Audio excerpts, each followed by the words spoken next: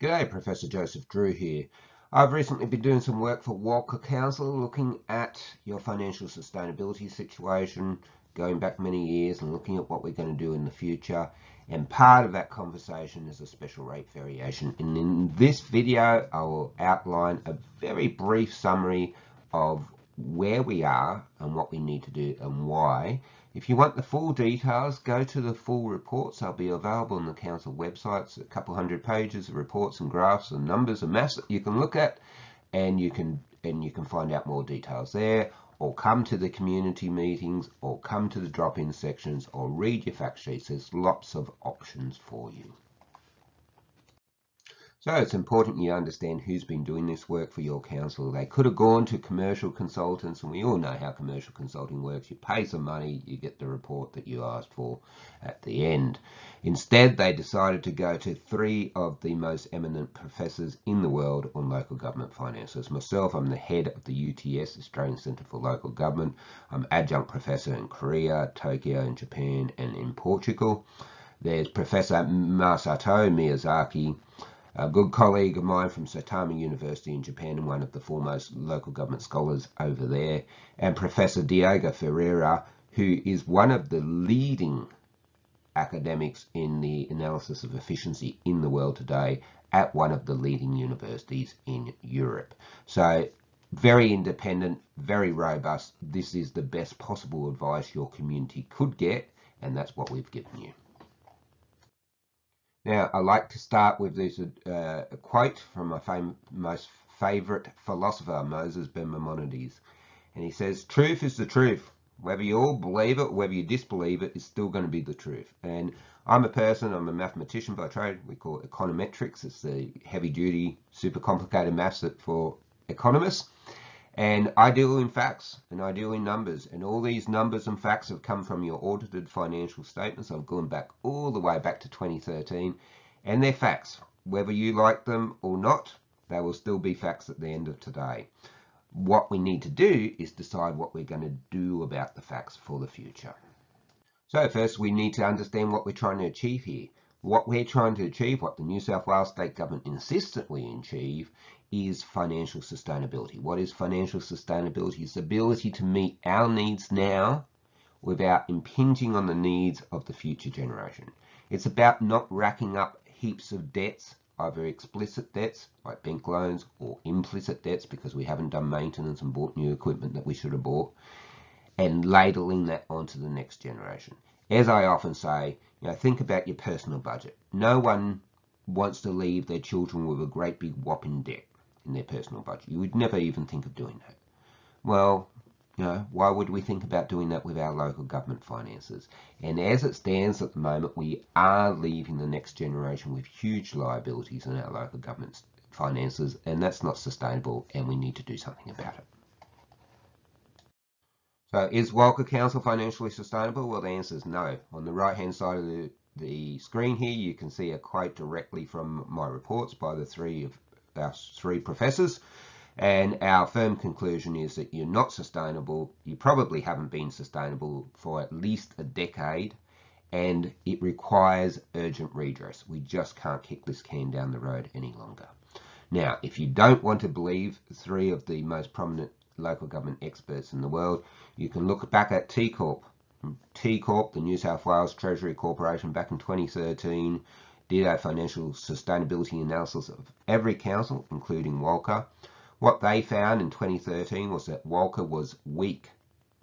That was the financial sustainability rating you got, weak, with a negative outcome. Now, most weak councils were subsequently amalgamated. You escaped amalgamation because of some political machinations. What does negative mean? Well, you could have been positive, things will get better, neutral, things will keep plodding along like they are, or weak, we expect things to get worse. So, almost 10 years ago, New South Wales Treasury Corporation said you're weak, and they're expecting things to get worse. And some of you may recall that New South Wales Treasury Corporation assessment was the catalyst for a process of forced amalgamations around the state, and as part of that process, it was called Fit for the Future, Council sent out a survey. This is a copy of what you submitted back to the New South Wales government. If you have a look here, question 1, the survey question is, do you support the recommendation that Walker merge with Uralla? 84% of you said no.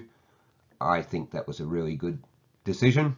I don't think it's a good idea for you to amalgamate. I think it'd have terrible consequences for your community financially and in terms of service levels, in terms of local employment. So that was a good decision. If you go down to question 5 here, there's a question here that says, to assist council improve infrastructure, would you be willing to pay increased rates?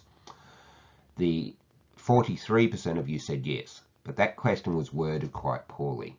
Back at this time, you needed to increase rates just to be financially sustainable. That's what T Corp told you to do. It wasn't about increasing rates to get better stuff. And that's not what it's about now either. We need to increase your rates just to be sustainable, just to make sure that Walker Council has a future as Walker Council. So I'm going to show you a couple of graphs now so you can understand our situation. Now, this is only a very brief look at the whole financial sustainability situation. As I say, we've got a couple hundred pages of reports that you can read, probably 100 graphs, and lots of really super complicated maths called econometrics and data development and analysis. But I'm just trying to give you a flavor for what's going on so you understand why we're asking for this rate increase. So these graphs here are called box and whisker plots. They're a little bit hard to read. If you haven't been in school the last 20 years, you probably haven't met them before. So this line here is the median. So you might recall the median, if you put numbers in ascending order, pick out the middle number, that's the median.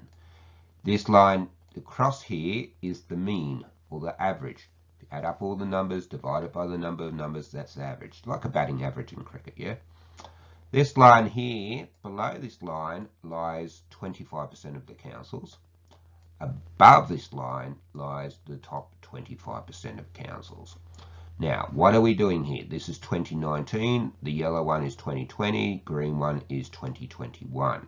And what we're doing is comparing Walker, this straight line here that's next to each graph, compared to 14 other peers. This is one of the things IPART and OLG asked us to do, that come from the same category of council as you. Now, what's in this peer group? There's councils like Uralla, Tenterfield, Hay. They're not particularly financially sustainable councils, and in fact a couple of them are in serious trouble, like Tenterfield. So you're not being compared against a great group of councils, so don't get excited if you're looking better than them. So let's have a look at 2019. 2019 you were about average, you were pretty close to the median and the average, yeah. 2020 was a good year. This is the operating performance ratio. What's that ratio? It's your surplus or deficit divided by the revenue. Why do we divide by revenue? Because different councils are different sizes. If we didn't deflate by revenue, it wouldn't be a fair comparison. So in 2020, it was a better year, had a very small surplus, wafer thin surplus. 2021, you had another deficit. If you go back, most of the years have been deficits. We've had a couple big surpluses. A lot of the time that's been because of grants, or it's been because of the recovered money from the Lehman collapse, or it's been because of some unusual accounting practices in relation to depreciation. But on the whole, I think it's fair to say if you go back to 10 years, it's mostly deficits. Okay, and we've got deficits of just under 5% in 2019 and just over 3% in 2021. Now, when you're thinking about this, think about your personal budget. Some years you can spend more than what you earn. We all know that. You rack it up on the credit card or get a personal loan or whatever. But you can't keep doing that year after year. If you keep doing that year after year, eventually you run into big trouble. So what's happening if you're spending more than what you're earning? What are your choices? You can cut back your spending, or you can increase your revenue, your income. A lot of us have had to take on second jobs in the past. I certainly did when I was young. Had to cut costs dramatically in the past. I certainly did when I bought my first house. I imagine you did too. Now, what we're saying in the council is that, you know, we're talking about doing both things, cutting costs and increasing revenue. Now, we exclude capital grants in this ratio, and this is one of the key ratios the state government looks at. What is a capital grant? It's when you've been given money to go out and build a particular thing by the state government or buy a particular thing. You must spend that money on the thing you got the money for. It's like me giving you $50 to go down to the bottle shop and buy me a carton of beer. It's exactly like that, in fact. You have the $50 in your hand for a while, but you're not $50 richer because you've got to go and buy the carton of beer. You're no richer at all. That's why we exclude the capital grants. Moreover, by the time you get to the bottle shop, you're going to find out that that carton of beer is really worth about $80, and you're actually going to be $30 down on the deal. And that happens a lot with capital grants. Councils get money to build a bridge or a road. By the time they can get the work done with this high inflation, it's actually going to cost more than what they were given, which is running down our savings even more, and that's a big problem. And this leads me to your problem. So box and whisker plots again. Remember, you're this council here, and the typical councils for the peer group are these X's and lines in the middle. Realistically, you want to be somewhere near that rectangle. Well, where is Walker? What's this graph? It's total cash and investment, how much money you have left. You are the very bottom of this peer group. And as I say, it's not a good peer group. It's a peer group of councils, a lot of councils really struggling, like Tenterfield, which is in big trouble at the moment. You don't want to be the bottom. Basically, your savings are almost gone. What is a particular worry is this next graph. This is your unrestricted cash. So this is a part of our savings we can touch. A lot of that savings you saw in the last graph, by law, we're not actually allowed to use it. Now, why do we need savings? Well, when we spend more than what we've earned, when we have a deficit, we need to tap into our savings. So let's have a look at how you compare to other councils. You're much lower than the typical council in quite a poor and fiscally distressed peer group. But look at 2021. You are now negative unrestricted cash. We don't have any money in the bank at all. That's a huge problem. We just can't allow that to continue. For the same reason as you couldn't run your personal budget if you had no money in the bank, and indeed if you owed money to the bank. Now my job is to think about the future of Walker. I love your town. I used to go there all the time. I live at Moonbi now. You can see my farm in the background there. I used to live at Uralla, travel to Walker quite a lot. If you ever get an international airport, I'll be there. The only reason I don't live there is because I work for 3 universities overseas and I have to catch flights all the time. Anyway, I need to look to see what things are going to be like in 10 years time now. This time I've got a line graph here and we're looking 10 years out to 2032, and I'm comparing you against those same 14 peer councils. Now the mean is this dark blue line here. You can see the median, the middle number, if we put them in ascending order, is this orange line here, and here's Walker, this green line. Can you see it? Okay, so if we did nothing, if we didn't have an SRV, if we didn't cut costs, this is what we're expecting to have. Deficits all the way through for 10 years of over $1 million most years. And that would make us perform even worse than the typical council. And remember, that peer group is a really distressed peer group, so you don't want to be performing worse than them. So that's what would happen if we didn't do anything. But wait, we've got a plan. We're going to fix this.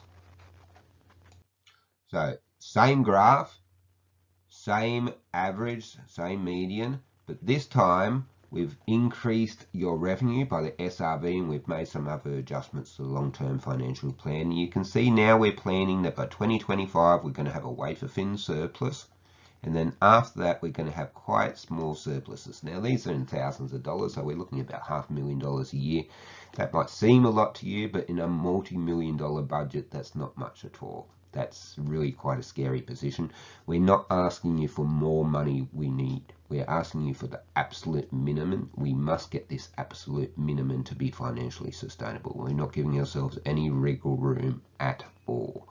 So if we get the SRV in its entirety for what we've asked for, you will have wafer thin surpluses, and over the next 10 years you'll slowly build up the cash reserves. Remember, the money in the bank that we can use for emergencies, we'll slowly build that up to a sensible level so that if something does happen again, like COVID or flood or natural disasters, always something going on, we'll have money in the bank to be able to address it.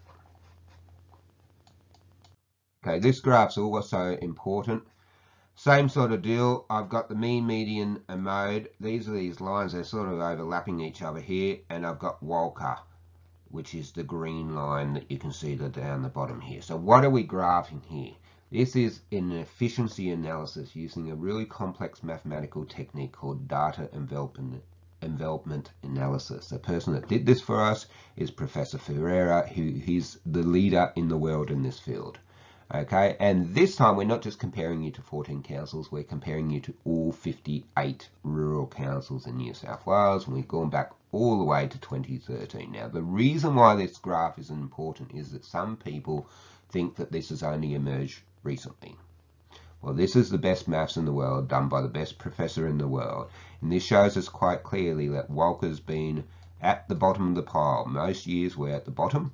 Some years we're at the very bottom, some years we're 1 or 2 off the bottom, but it's been like that since at least 2013. So as I say, I deal in facts. I know there's stories going around that this has only recently occurred, but the facts are quite clear. Facts from audited financial statements are very, very clear.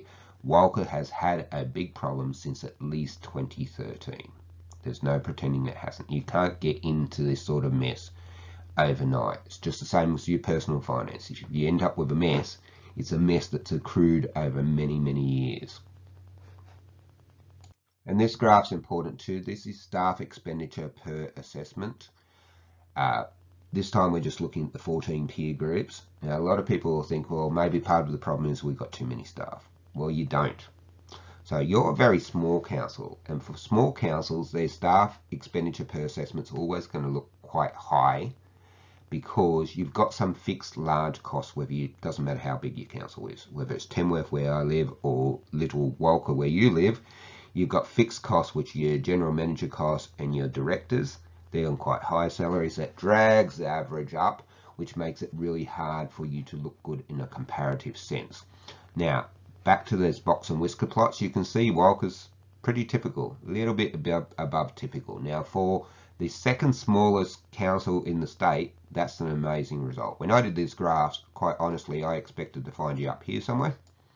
That's what I would have expected of a small council. To get here, that tells me you're already cut to the bone. There are no extra staff. There are no staff we can sack to save you money and to avoid a rate increase. It is as tight as it gets. Tells us also that management over many, many years have done a really good job of controlling these staff costs. So well done to your managers. This next graph is also really important. It's the representation ratio. So how many people per councillor? Now, the long and the short of it is that you've got too many councillors. And I've suggested to your councillors you need to drop the number down to 5, which is the minimum that's allowed under the legislation. And we're going to write to the Minister of Local Government and ask her to drop the number of councillors down to 5 from the next election onwards. Okay, at the moment you have about 380 odd people per councillor. For the state, it's 4,000 people per councillor, so way more. Even according to this peer group that we've been comparing you against, you're way lower than the typical result. If we drop you down to 5 councillors, you would have almost precisely the average number of people per councillor in the state. Now, that's not going to save you heaps of money. It's tinkering at the edges, we're looking at 60 grand or so, but every bit helps. And it's really important for you to understand, I'm extremely impressed with your group of councillors. Please don't give them a hard time. They've knocked back pay increases that they could have got. They could have got super. They've knocked back quite a bit of money. They're now telling you that they're okay about 3 of their jobs disappearing in a year or 2 time. And they're all ratepayers too. Most of them are farmers. They're going to get clobbered with this SRV way more than most of you. So look, don't give them a hard time. If you're going to give someone a hard time, you know, maybe think about the state government, because you've been shorted on the grants for many, many years. That's part of your problem. Maybe think about all that forestry area that you can't collect rates on, but you still got to have roads running past and all those sorts of things. There's lots of people to blame, but it's not your current group of councillors and it's not your current senior management. They have been completely open and transparent with me. That's a condition of me working with any council. There's 2 conditions. I get access to all the information I need without any hindrance, and that my reports tell the truth, the full truth, and only nothing but the truth whether you like it or not, and it must be available publicly. And they agreed to both of those things. They've been great. There are no skeletons in the closet. I know everyone wants to find a skeleton in the closet, but I've looked through all of it. You've had 2 other professors look through all of it. There are no skeletons in the closet. They're doing the best job with the situation they have. Yes, we can make some improvements, and we're going to make some improvements, but you're not in this situation because of anyone's fault, now or in the past. Now, some of you will be interested to see how your rates compare to these other 14 councils. Well, this is your residential rates, and as you can see, you're paying way lower than average, by a mile, considerably lower. For farm rates, you're paying slightly higher than typical, but there's a bit of a backstory to this, so hang on and listen for that. The reason why this appears to be higher than typical is because of some skewing in the data, so this is not giving you an accurate reflection of what's happening with your farm rates at all. And for your business rates at Walker, you're paying way less than the average when we compare you against that 14-member peer group. But it's really important to remember that averages can be misleading. Consider a number sequence like this: 1, 2, 2, 3, 656. What's the average of that? About 620, 630. Would you say that that was a typical result? No, you'd say 2 was a typical result, wouldn't you?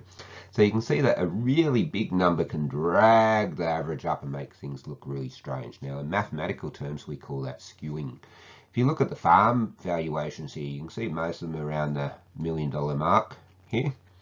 This is the farm valuations at Walker, but you have some extraordinarily large farms worth over $20 million. Another group here, these are all called outliers if they're dots, worth between 10 and 15, and even another group here worth between 5 and 10. Those really big numbers are dragging up the average rate and making it look like the average rate is higher than comparable peers. It's not at all. It's because of this skewing effect. Now, if you want to understand how averages work, as I say to people, go home, turn your oven on full bore, stick one arm in the oven, stick the other arm in the freezer, and don't scream. Don't scream, because on average you're just perfectly fine. Averages are really misleading. The proper way to do this sort of analysis is something called econometrics, and that's my stock and trade. That's what I do. You guys might be farmers or retailers or office workers. I'm an econometrician, so it's a super complicated maths. If you remember from high school that y equals mx plus c, and you come up with a formula like y equals 3x plus 2, and once you had that formula you could plug in certain numbers for x and you could work out what y is. It's like that, but on multiple dimensions. So instead of imagining a straight line, you need to imagine a sphere, and that'll give you some sort of idea of what we do. So I did this for the 58 rural councils, looking back 4 years, and I measured the total tax take, and the other parts of the formula were all the things that go into paying local government taxes. So that's your wages, your unincorporated business income, different welfare receipts, age pensions, all those sorts of things. And I can then work out a great big formula for all the rural councils in New South Wales that can predict what your tax take should be if you put in all these income variables. And when you do that, you get this complicated box, and the numbers aren't important, but the next step is. So in the next step, I plug in the particular values for Walker, and I can see how much extra tax you should have picked up if you were just performing at the average level for all the New South Wales rural and regional councils. So having a look at this, you can see in 2021 you should have picked up an extra $557,000 in tax if you were being average. You weren't picking that up. You weren't charging enough taxes. And that changes every year, and it's been going down if we go back in the past. Back in 2018, it was only $150,000 that you were short in your tax receipts. Why has this been getting larger, this shortfall, in recent years? It's because most other rural councils have been doing special rate increases. So for instance, Cootamundra Gundagai had an SRV of 53.5%. They put their local government taxes up by a few years ago. Their taxes have been increasing by more than the rate cap, and I'll have a video on how rate caps and local government tax works shortly. So I suggest you watch that if you need more information. They've been putting their rates up by more than the cap. We've just been plodding along on the cap. So the shortfall between what we're getting and what we should be getting has been stretched out further and further. Now this has been compounded over many, many years. So now the situation is, because we're running out of unrestricted cash, now the situation is we need to tax you higher than the average tax rate to make up for decades where we weren't getting average taxes out of you, and to make up for that compounding and stretching effect over so many years. So this is taken straight from our reports. This is the conclusion of your 3 internationally renowned professors of local government, is that you need to increase your taxes in a cumulative sense by 57.74% over 3 years. I am very conscious that this will hurt a lot of people, and I'm very sorry about it. It took me 3 nights to be able to sleep again and get my head around such a large number, but it's absolutely necessary if we want to preserve Walcha Council, if you want to preserve the things that you like about Walcha and Walcha Council. Now, it needs to come around this way. Next financial year, we need an increase of 36.5% to your rates. I know it's massive, but as you saw, we're running out of cash. We desperately need that cash now as quickly as possible. And then the 2 subsequent years, 8%, and then 7% after that. Can I please make sure you all understand this is a permanent increase to your local government rates that we're talking about. Just so that you have a little bit of context, this is the SRVs that were improved back for the 2021-22 year. And it'll give you an idea that usually when you go for special rate variations, what's happened is you've delayed because you didn't want to hurt your community. But because of that compounding effect and that gap being stretched out, when you have to go for it, it tends to be big. So you can see Canterbury Bankstown got 36.5%. You can see that Georges River got 32.5%. You can see Armagh got 10.5% a few years ago, but they didn't ask for enough. And guess what? This year they're coming back to the community and asking for about 50% because they didn't do it right. I can assure you we have done the maths correctly, very carefully. If we get this full increase on our SRV from IPART and nothing goes wrong in the economy, not another COVID or any of those sorts of things, that we will not be coming back to you for at least 10 years. You will be safe for 10 years. So it is a big increase, but big increases are pretty typical. Here's Cootamundra Gundagai, 53.5%. A few years earlier, Balranald had 96% or something like that. Big increases tend to be the way it works in an SRV rate capping regime. So what does this mean for your average rate? These are the tables IPART and the Office of Local Government ask us to do up. You can read them at your leisure there in your fact sheet and study them. I'm just going to focus on this bottom line here because I think that's the most important and helpful line.